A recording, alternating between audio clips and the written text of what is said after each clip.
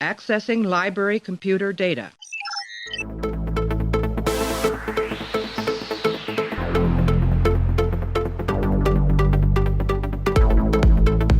And to make sure history never forgets the name Enterprise.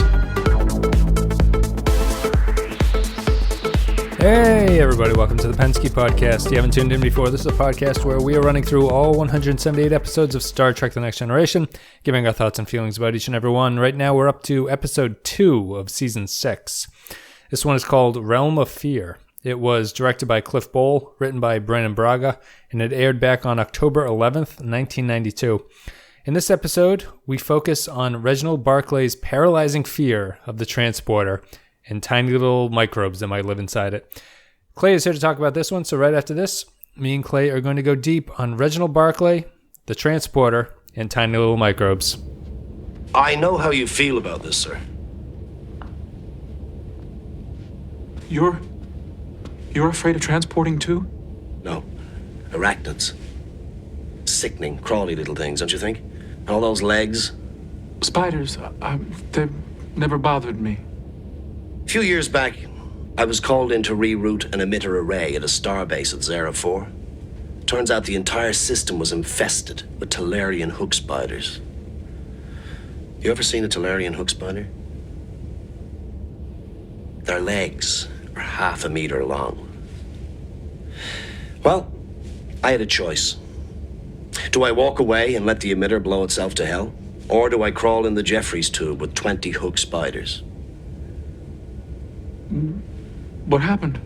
It was the hardest thing I ever did. But I got through it. So, Clay, a question right off the top of my head. What's your general thoughts on Barclay? I don't understand how Barclay ever made it through Starfleet. He's a bit of an enigma. Yeah, he's kind of a pervert. We Check. learned from that holodeck episode. Yep. He's very nervous, and he has a multitude of anxiety disorders, where everybody else on the ship seems to be fairly calm and collected. He is a gigantic outlier. He's not, I guess he knows stuff about the transporter, but he's not like one of those characters who's, this guy's weird, but he's the only guy who knows how to do blank, so we have to have him on he's not one of those characters, he's just a guy, which is fine. I don't mind that. It's just a really interesting departure from literally everybody else on the ship. Yeah, he seems to be talented but not gifted, which is kind of odd for him. Yeah. I feel like he fits just into the mold of he's too damn valuable to get rid of. Like, we'll put up with his quirks just because he's this good. I think that the Barclay character is kind of problematic in this universe, even though I really like him. I think Schultz's performance as him is like perfect almost, because he's a character I could easily get annoyed by, and he never really annoys me in the performance, which is something that I appreciate. What the problem is, his oddness from the rest of the crew and the universe of Star Trek The Next Generation in general seems weird to me that no one reacts to him in a more dramatic fashion. You know what I mean? Like, he's clearly the way O'Brien just patiently puts up with him instead of being like, "Will you shut the fuck up and get in the transporter?" is nothing short of a miracle to me. Like the way that everyone else is just so calm. Everyone accomplishes everything fine, and this guy is like, he's got his head leaning against the wall. He's sweating profusely as people are beaming off the ship. Mm-hmm. I think he's just I didn't notice this problem as much when we watched his first episode, which was the holodeck one. I forget what that one was called, but it's in season 3, I think. Right. This one, I noticed his characterization is almost distracting from the rest of the crew. Yeah, it's strange because I don't know if I'd necessarily call him problematic, because I am glad there is a character like him on the ship. Yep. Maybe I don't know if he should not be an officer or something, or not be a crew member. Yeah. Right. Yeah. But when we did our Prisoner podcast, one of the things that I said I loved about that show was how your setting of this kind of amorphous village allows you to tackle a variety of things that apply to everybody.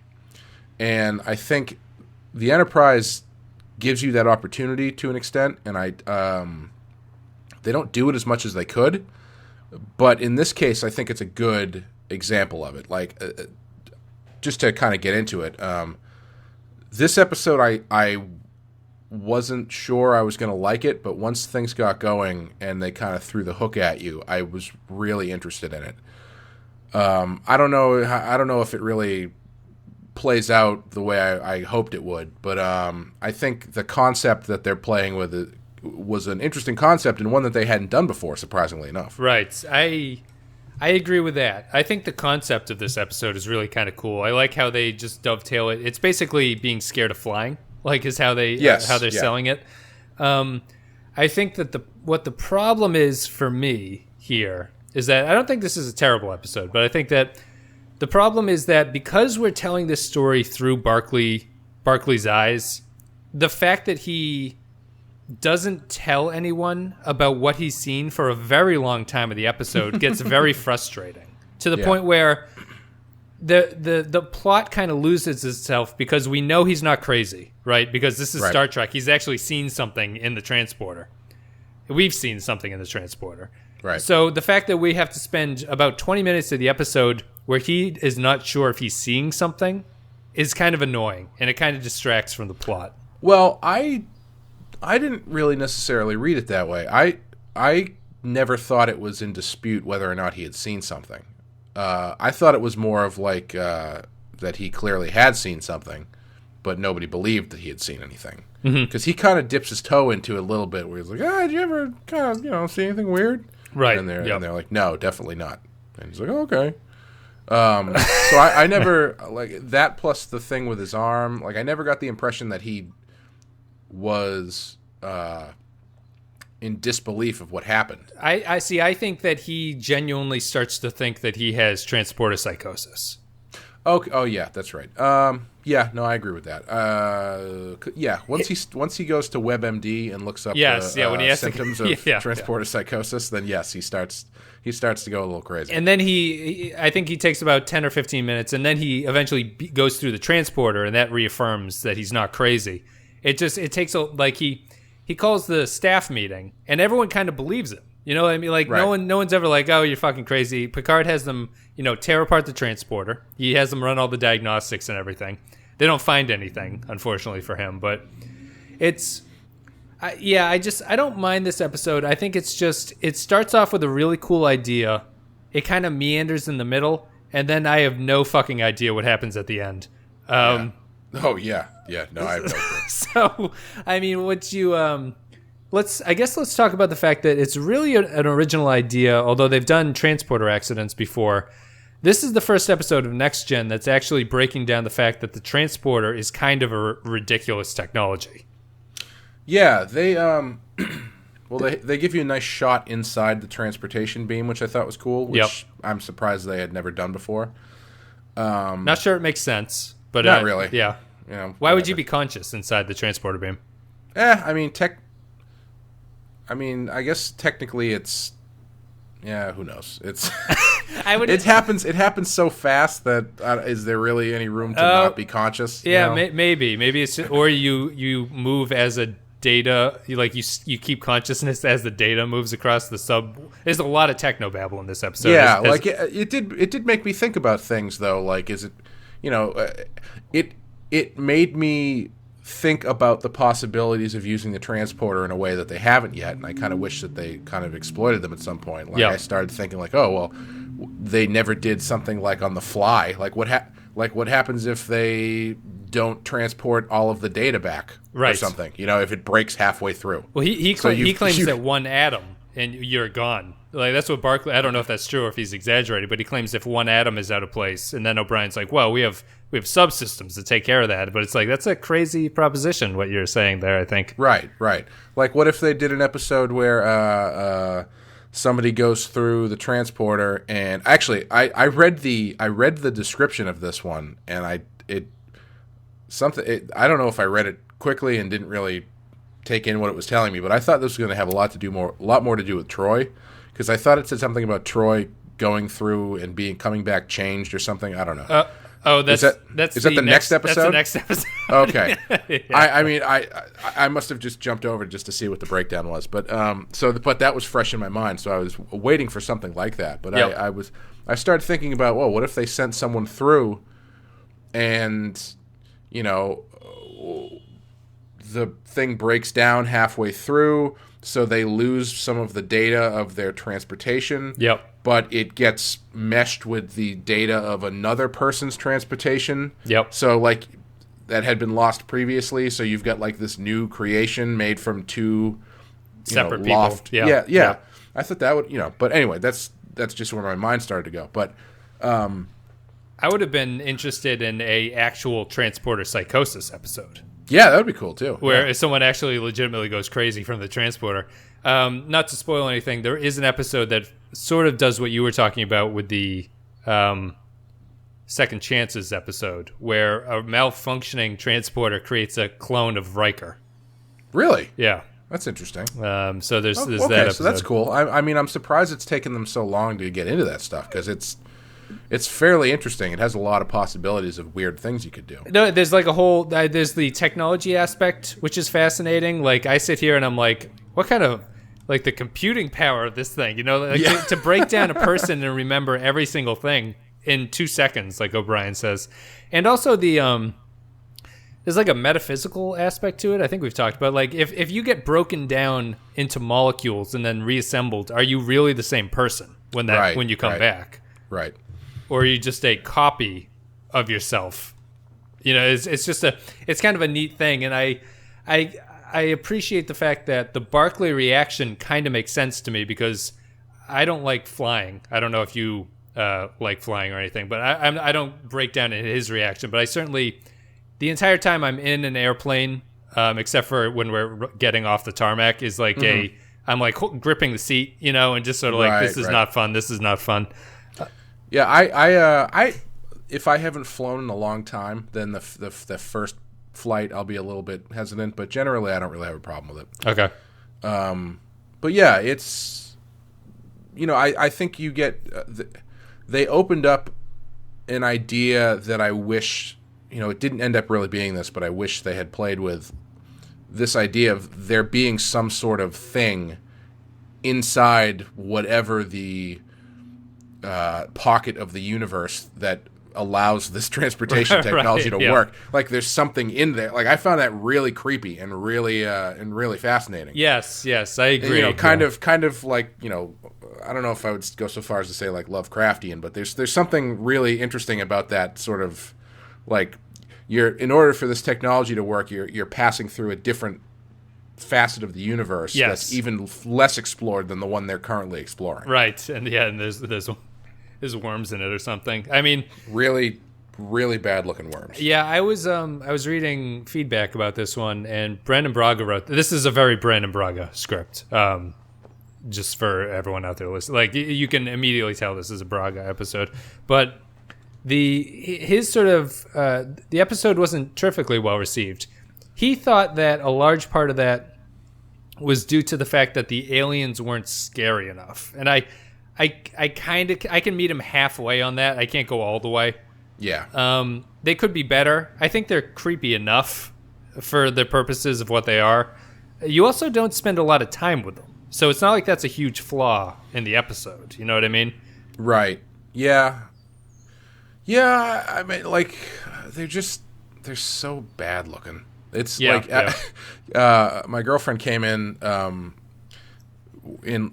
watched like the last 15 minutes of it or so, and when those things showed up, like when the 3 or 4 of them showed up, she said, "Wow, that's, even for this show, those are pretty bad looking aliens." And it's kind of I don't know if they just didn't have the alien budget to start the season, because the last episode had those weird paper mache forehead face hole aliens that didn't look like there was a lot of money put into them, and in this episode they were clearly just hand puppets. Yes. Yeah, it's I don't know what the script description of them would have been, because I'm sure it's just the artists get these description of, like, there's a a microbe in the transporter. You're like, okay, I don't know where to go with that. We'll go with like a slightly Langolier kind of thing.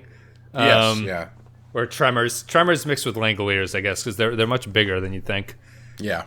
Yeah, I really enjoyed the transporter aspect. I would have had more to do with the transport or something. Like I would have had to more frequently use the transporter in this episode for whatever reason, and had maybe multiple people.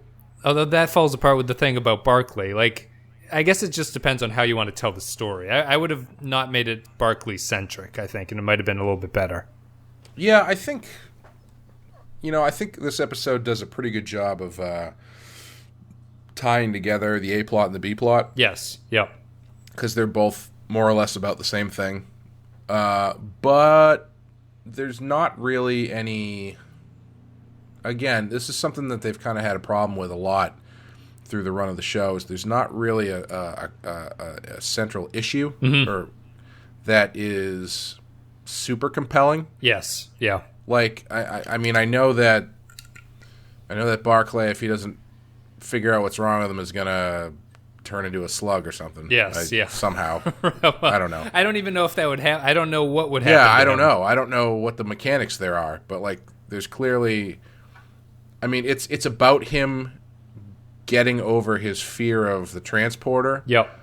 But they don't really. Well, I guess they kind of do. I was gonna say they don't have that moment that O'Brien talks about where he has to go into, which honestly, that story O'Brien tells is fucking terrifying.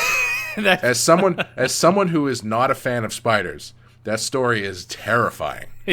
But I wish we'd see. Yeah, we should have had a flashback to actually see that. Although we'd probably have. I don't even want to see it. I think the way he told it was good enough. It was creepy as shit. I thought we could have had a O'Brien and Barclay spinoff. I think they're a decent enough pairing, and this is getting close to O'Brien's final appearance. So I think that was interesting. I know he's very good in this. He's such a he's so even keeled, but he's very. You can tell his personality comes through and how he plays O'Brien.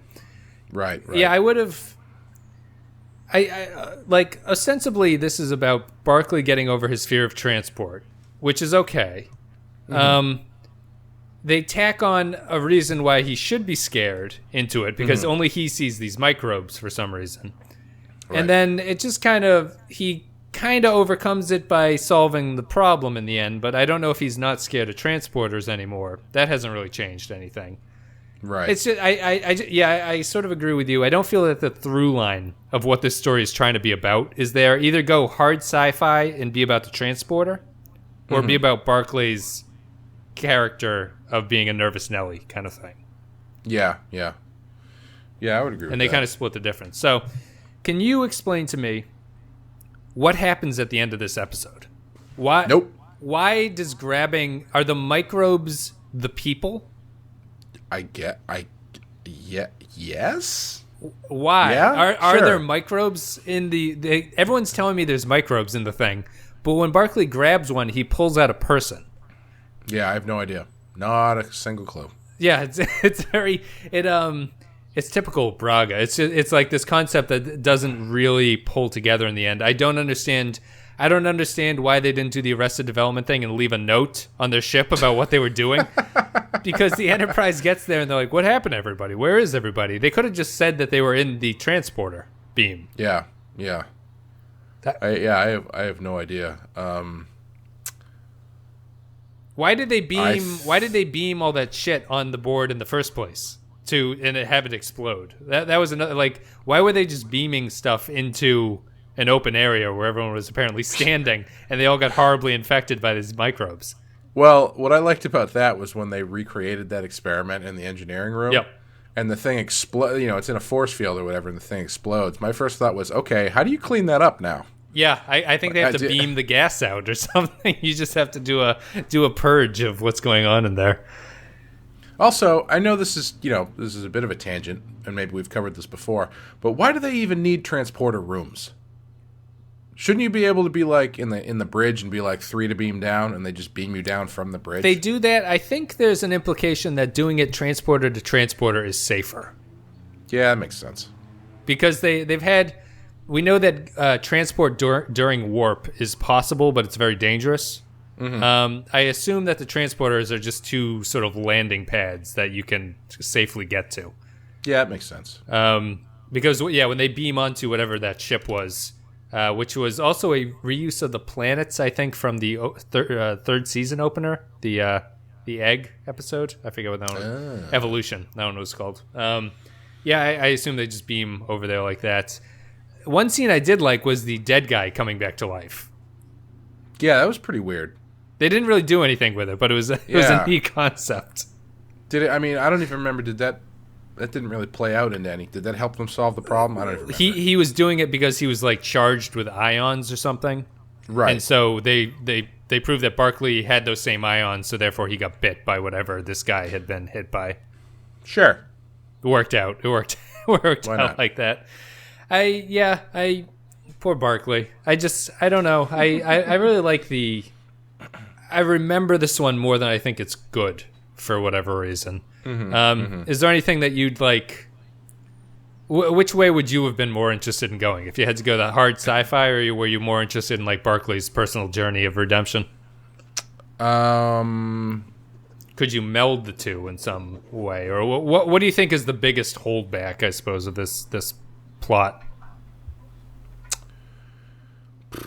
I think that isolating Barclay could have driven up the stakes a little bit, because the funny thing about it is, as freaked out and as weird as he is, as soon as he tells people about it, they are the most supportive people you will ever meet in your life. Even the Captain Picard is like, "Are you okay?" He wakes them up at like 3 in the morning or something. Everyone comes in very groggy, and he's ready to go. Yeah, I would have maybe. I think I probably. I don't know. I think you could blend the two. I love, like I said, I love the idea of there being something in the transporter. Yep. That is inexplicable. Well, I mean, why can't the thing biting him in the transporter actually cause psychosis? Yeah, you know, that's fine. So that you could have the best of, you could do both angles there, and it would come down to the Star Trek thing of, there's actually an explanation for this. You're not actually going crazy. You're just infected. But they don't do that. They just kind of meander with. We watch him doing some yoga or something. He's not doing yoga. He's like meditating with the candles. Once again, Troy shows that she's not a great psychiatrist. No. Because he says basically, what does he say? He says like, I'm afraid of transporting. She's like, well, you should be. It's fucking terrifying. Yeah. You are and literally. He's like, you're literally being broken down into atoms. And she's like, yeah, no, that's exactly what's happening. It's terrifying. But I think actually that would be the way that I would go. I don't know if I would go that he's getting transporters, like him being bitten has given him transporter psychosis. Okay. I think I'd lean into the idea that maybe he is just being anxious and WebMDing himself into feeling bad, and then double down with, no, you're right to be afraid. You did see something in there. Right. You know, really getting, which is kind of what they do, but I think they could lean into it a little bit more. Should we have seen the aliens then, and the microbes in the first transporter beam, where the first time he claims to get bitten? I'm going to say yeah. Like I don't know about the bite part, but I found that considerably creepy. Yep. Until it kind of floats at him and kind of nibbles his arm. Yeah, like opens its mouth and looks at him. Yeah, but like the idea, it's kind of like it's not entirely dissimilar to that famous William Shatner. On the plane. Yeah, where it's like, you're seeing the gremlin in the machine. You know. Right. I'm actually thinking now. I actually just gave myself goosebumps because I'm not damn good. But I was thinking about like a longer sequence where he sees the thing in the distance getting closer very slowly. Yeah, something like that. Yeah, I think that would have worked. You know, if they had to hold him in there for longer than the 5 seconds because O'Brien says, "Oh, it's going to take another 10 seconds or whatever," something creepy where it's coming at him and he gets out just in time before it gets to him or something. Right. Also, I can't really explain how Barclay's the only person to see those things until the plot requires other people to see them. Yes. And to have no problem with the mission that Barclay claims to tell. He says to go in there and grab those things and pull them out. And Worf goes in, no questions asked. No problem. Yeah, I really don't understand the end. I don't understand how that all ties together. It's very bizarre to me. Honestly, the ending would have been way cooler if he had grabbed onto that thing, brought it back, and it was still this gigantic weird slug monster. Yep.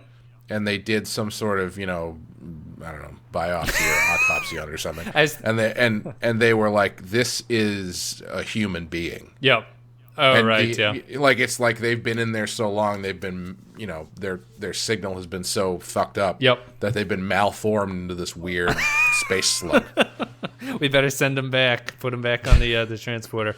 Yeah, that was a little bit disappointing, but I think there's potential in this episode is the most frustrating aspect of it to me. Yeah, definitely. And they will continue with the transporter thing. That's not going to be dropped, but yeah, well, I think we're pretty much done with this one. Let's give final thoughts. We're going to take a break, play an audio clip, and me and Clay will be back with our final thoughts and ratings for Realm of Fear. Reg, what happened? Well, when I saw that there was more than one of them, I thought maybe the other crew were trying to do the same thing that we were. We're infected with something. Lieutenant Kelly tried to reprogram the biofilter. It looks like he pushed molecular dispersion past the integrity point. Your patterns got caught in the beam.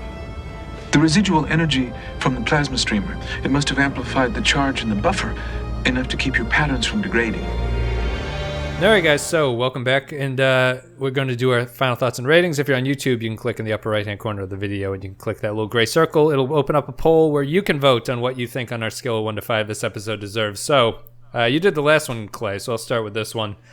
I'm going to give this one a strong 2.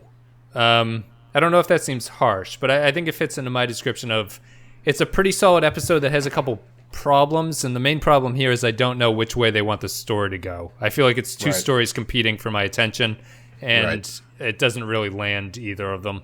But yeah, other than that, I really love the concept. It's a strong. You might rate it higher because I think you might enjoy the concept to be strong enough to rate it higher. But what do you think?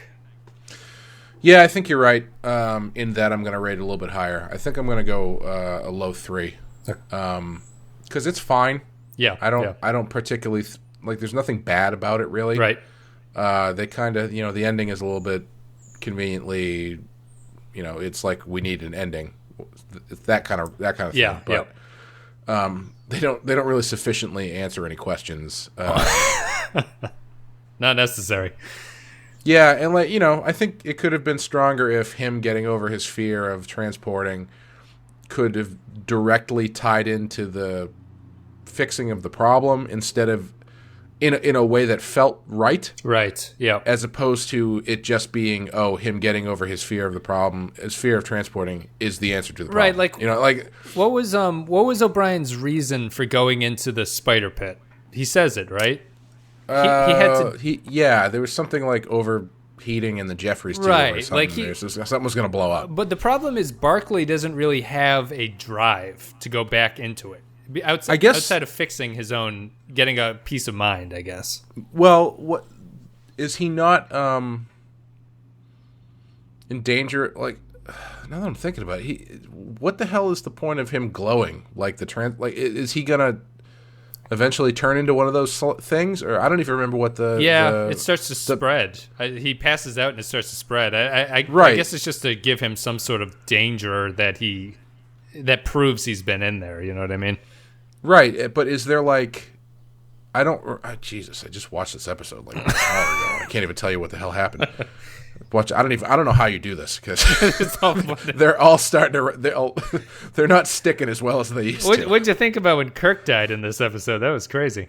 No, it's Anthony Kirk. It's it's like I don't remember what the point of him glowing was. If there was a direct threat to his own being. No, and if there was, I don't know how the ending of this story fixes that problem. Right. Yes.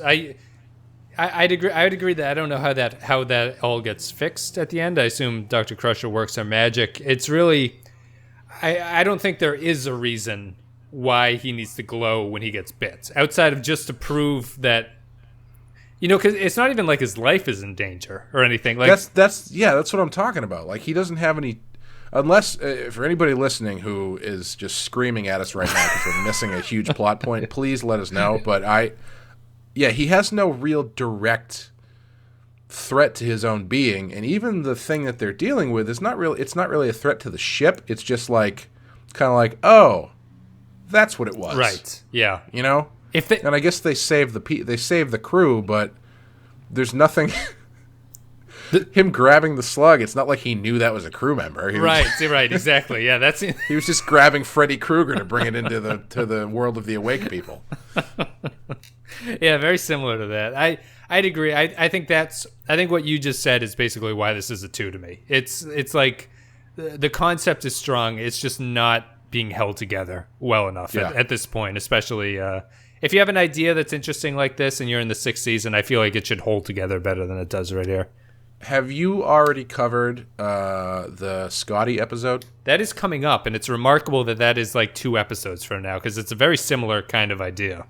Okay, I don't know if I feel like I want to call that one or not, but whatever. If your schedule works out, sure. If you that episode is an excellent use of this idea, in my opinion. Okay, in that case, I would like to do that episode if possible. Sure. So Clay will be back for Relics. Yeah, but that is coming up very soon, and that'll actually be good because you'll have this one and Unification to play off of in Relics, because Relics is probably the best case bringing back a TOS character the show ever did. Not to jump to that episode, but it's on my mind. It's funny that Scotty was in an episode of TNG. I was watching something. I think it was another one of those question and answer things. This one was with all the captains. Yep. And they asked one of them Shatner how he felt about them doing the Next Generation, and the answer was that he was fine with it. Most people were fine with it, but James Doohan apparently was not okay with it. And I can't remember the exact quote, but it was something like James Doohan was definitely, he was like, no, there's one Enterprise and there's one crew, and it's not these guys. Wow, strong words from Montgomery Scott. It's obviously we haven't done the TOS, but it's a lot of strong feelings for a show that did 3 seasons. You know what I mean? Yeah, it's really interesting. And I sort of admire the fact that TNG was so strongly against not bringing back TOS characters. Like that's a very strong line to hold when you're being based off of something that has so much cachet with like public opinion, basically. Mm-hmm. I applaud them. I think they definitely didn't overdo it. I don't need Admiral Kirk coming back every like second episode. You know what I mean? Right. It's just fascinating. Yeah, I think they handle that stuff pretty well, because they do it enough that you enjoy it when it happens. Yep. But it's not. They definitely don't overdo it, even with other characters, like or even concepts. Like they're in their first like 2 or 3 episodes, they do a riff on the Naked Time or whatever. Yep. Naked Now. I can't remember which one's which. But yeah, I feel like there definitely was the opportunity to be like, hey, let's just bring back Sulu once a season. Right. Yeah. Or just you're talking to Admiral Sulu, on a view screen for 5 seconds at the start, and it's like, all right, that was cute, and we'll get over that. Yeah, but they do a good job of making sure things are connected, but also doing their own thing, which is nice. Yeah, I think it's just enough to establish that this is the same universe, kind of. They make enough callbacks that we're all in the same place, but we don't need these people at this point. Right. Interesting. Cool. Well, guys, if you enjoyed the content today, you're on YouTube, like and comments, appreciate it. If you're on iTunes, a rating and review helps get the show out there. The wrap up for season 5, that video, or the MP3 download, There's a giveaway. We're still doing that. So that's going to be announced on the Relics episode on June 5th. So, if you haven't entered that, do that. You win a Darmok Angelad t-shirt. You can go to the Season 5 wrap-up video on YouTube or the MP3 download and get instructions for how to enter there. Clay, thanks for coming on.